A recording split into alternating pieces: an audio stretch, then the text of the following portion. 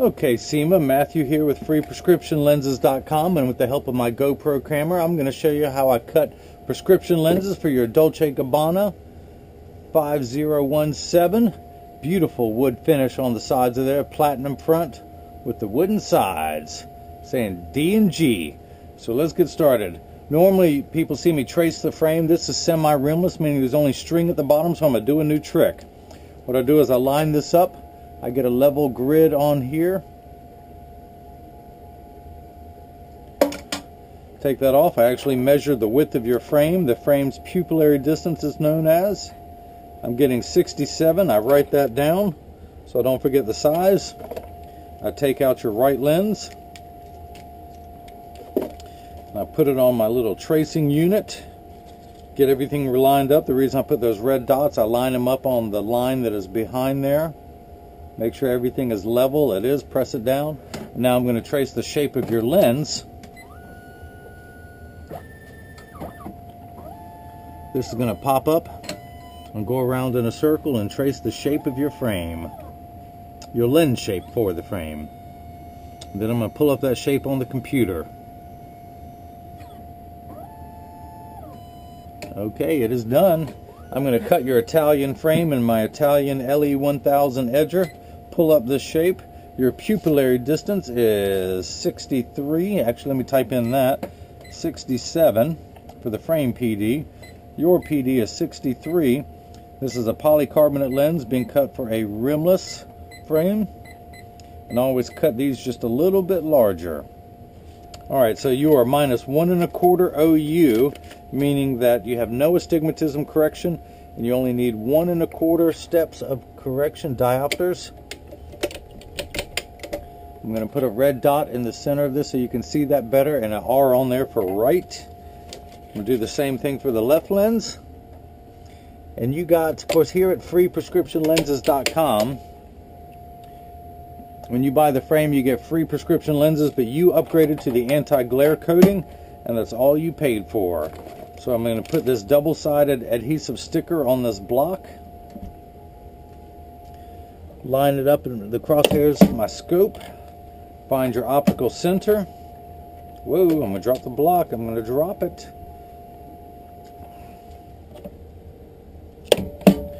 And this is the right lens. So I'm going to go. One thing I do want to do, the one thing about that anti-glare coating, it makes the lens a little more slippery. So I'm going to put one more little sticker on there so it does not slip while it is cutting.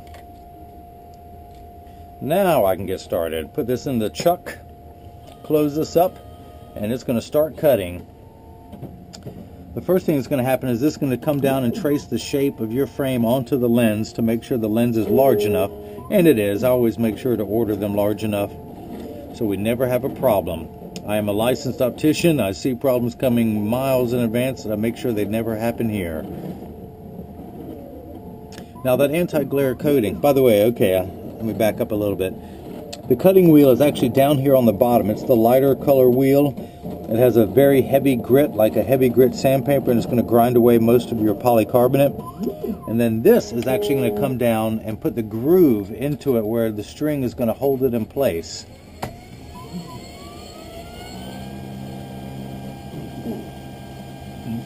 This will get loud and I'll have to close the door in a moment, but for now I want you to see your lens strike the cutting wheel.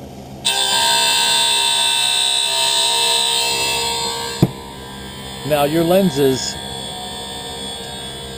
of course, in a semi-rimless frame where you just have the string at the bottom, you need to use an unbreakable lens, and that's what you are getting. You are getting an unbreakable polycarbonate with anti-glare coating. The polycarb is 40% thinner and lighter than regular plastic.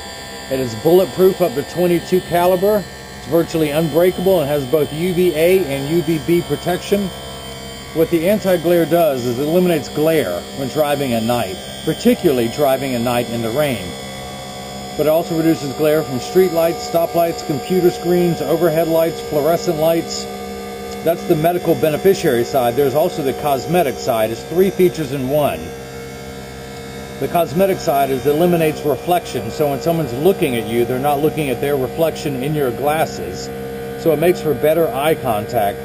Plus, if someone takes a picture with a flash, you don't see the flash lit up in the lens. They say just your eyes. The third feature that I like, the practical side, is they put the hardest scratch coating of any lens on top of the anti-glare lens, because this is their premium lenses. This is the Mercedes of lenses. Not is it just the Mercedes, it's convertible with the leather seats. Your lenses are aspheric, meaning they're much flatter, the curvature. They're not spherical and very round and bulging like a fish bowl. These are completely flat into the frame, and it's a much, much better cosmetic appearance.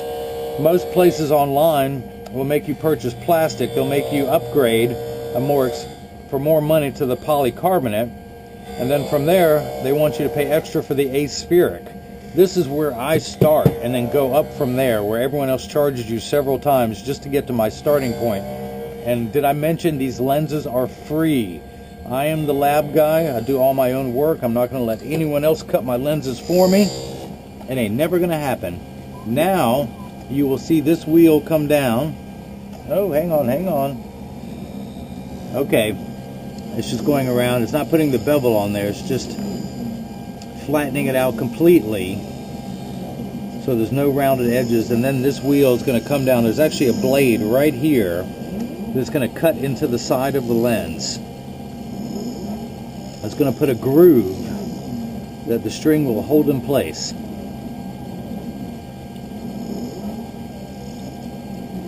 And if I were to polish these, this would be the next step.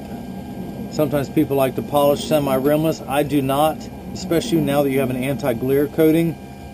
It lets in too much light and glare on the side of the lens, and when you pay extra for the anti-glare, there's no reason to let more glare in, just because I think it looks better. From a cosmetic point, you'll have a better visual acuity without a polished lens. So now your lens is going around that blade.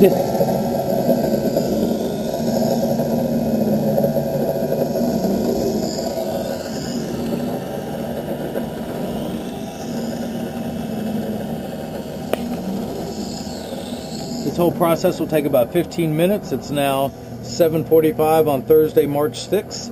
42 degrees in Durham, North Carolina, at least according to my Samsung Gear watch.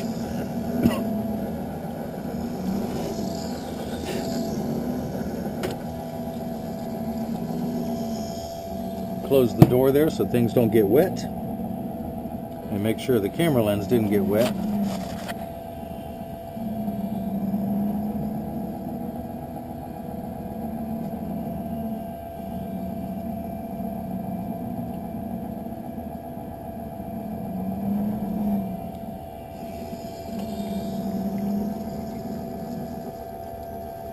Alright, that is done. Now I'm going to start cutting the left lens. Actually, it's going to try and clean a little bit of that white debris that you see on the edge of your lens.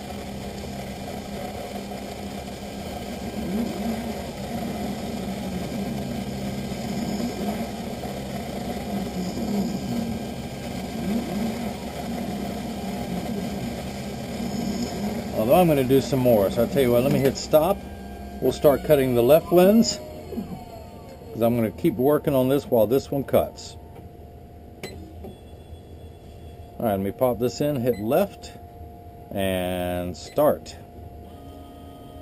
And just like before, this is going to come down and trace the shape of your lens to make sure it's large enough to cut out.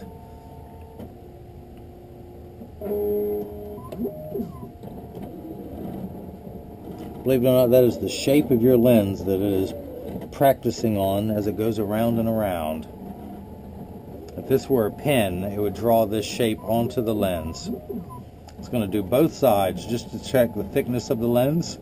Make sure the lens is thick enough to have the bevel put on there. Which of course it is. This is the unbreakable polycarb, so there's no way this could happen. So while this gets loud, I'm going to go ahead and keep working. What I'm going to do is take this block off. It's not needed anymore. Pull off this little sticker. Dry your lens off. And I'm going to get some of this white substance from around your lens. Clean it up. Don't worry, this is a new toothbrush. It has never seen anyone's mouth. I use this only for scrubbing the edge of lenses. And one more thing I do want to do, I feel a little bit of rough edges, so I'm going to use my hand stone, which is completely flat and just works on friction. I'm going to go and put a safety bevel on the edge of your lenses so there are no rough edges.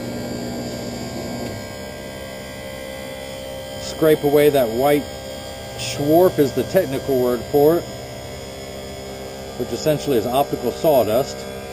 Use my toothbrush again to keep scrubbing. Get that nice and clean. Use my thumbnail to get inside that groove. And now we're ready to mount your right lens. Try this off again. Now, here's the fun thing that everyone loves to watch. How do I get this into here? You gotta have the right tool for the job. That tool, it better be in here. Where is it? Where is it? There we go, I see it hiding. A little piece of ribbon for wrapping a present. Very rarely does the magician let you see him putting the rabbit in the hat. So what you do, and you can come and save the day if anyone has a lens that pops out of a frame like this, you can play MacGyver and fix this and everyone will be so impressed. What you do is you line the lens up in the frame. Believe it or not, you have a matching groove up here that goes inside this groove. Just put it in that groove. And then I have this folded in half. I grab the string, grab both sides of the strap. I start at the outside corner. And let me move that sticker so that's not in the way. Come on, sticker, get off of me. Get off of me. Alright, line this back up again. And I start at the outside corner and then pull the string towards the nose. When you hear the snap, hang on, this one's still alive. It's still alive. There we go. Start at the outside corner, and when you hear the snap, you are done. I put my finger on the string and I slide this out. Now your lens is mounted in there. And as you can see, when I hold it like this, you can see the reflection of the fluorescent lights above me when I move, but you don't see them on this side because it's reflection free. You only have the reflection on this one side. That's the cosmetic beauty of an anti-glare lens. So there's that. One lens is done. Take that off. Be ready for the next one. Put a little sticker on here if we're going to have to stick the next lens on there. Now it's going to come down and put that groove onto the lens like before.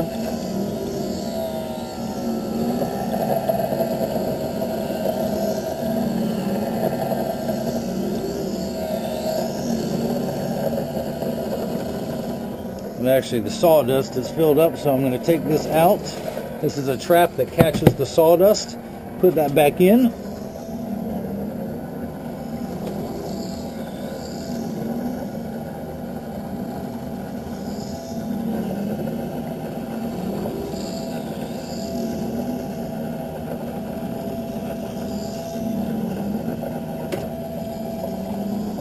Oh, I'm gonna get the camera wet. Let me dry that off. I've got water on my lenses.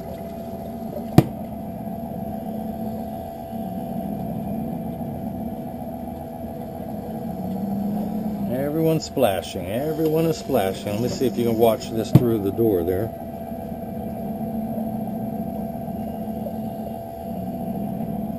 So your prescription is -1 1/4 in each eye. Everything is in quarter diopters, 0.25, 0.50, 0.75, 1, 1 1/4. If this were a ladder, you're on the 5th rung of a ladder. You only need 5 steps of correction, which is not a lot. I see much, much worse than that on a daily basis, but then again, being in Durham with Duke Hospital and NCI near, each one of them with about a dozen surgeons, most places only want to fill the easy prescriptions and they send the hard ones to me. I'm not afraid. I'm not intimidated. I can cut any lens for any frame. Those big, large corporations, they just want the easy work. It's all easy if you know what you're doing. The problem is they just don't hire anyone qualified. It takes a skilled person who knows how to run one of these. That's why 95% of all optical shops don't cut their own lenses anymore. It's much easier to just have a lab do it, and you don't have to hire any trained employees and pay them the kind of money that I make. Alright, I'm going to take that out, dry this off. I'm actually going to go ahead and take this block off. Take the sticker off, this backside sticker as well. Hopefully the red dot stays, and it does. I'm going to go and put a safety bevel onto your lens. Use my thumbnail to scrape that off.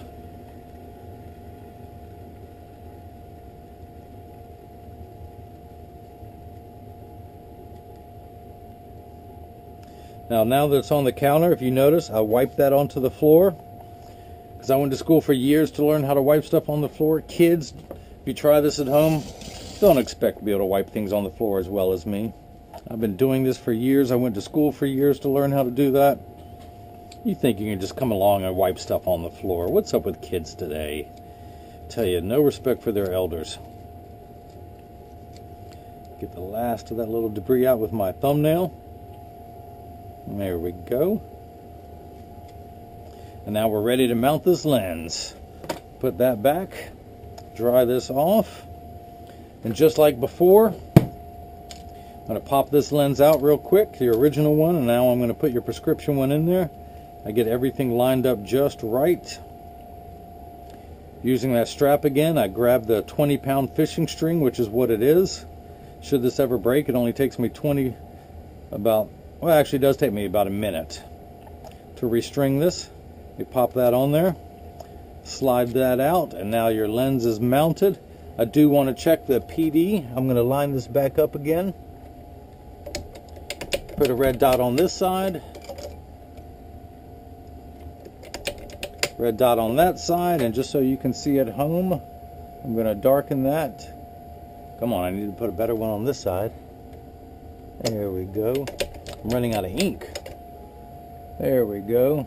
Now your pupillary distance is 63. When I hold this up, so you can see those red dots, your eyes, your pupil, center of your pupil will be right there. Line this up, and as you can see, we're getting 63 millimeters right here. So that comes out accurate.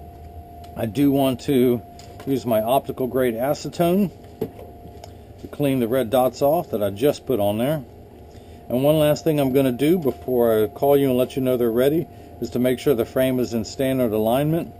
That's when I put it on the counter and do a 3-point stance. The 3 points are 1, 2, and the bottom of the lens being 3.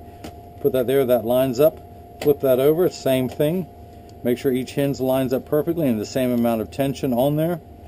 And that is that. If anyone has any questions, just email me at freeprescriptionlenses@gmail.com. And Seima, I really appreciate you purchasing from these and helping me chase my American dream. If I can be any more help, you know where to find me at.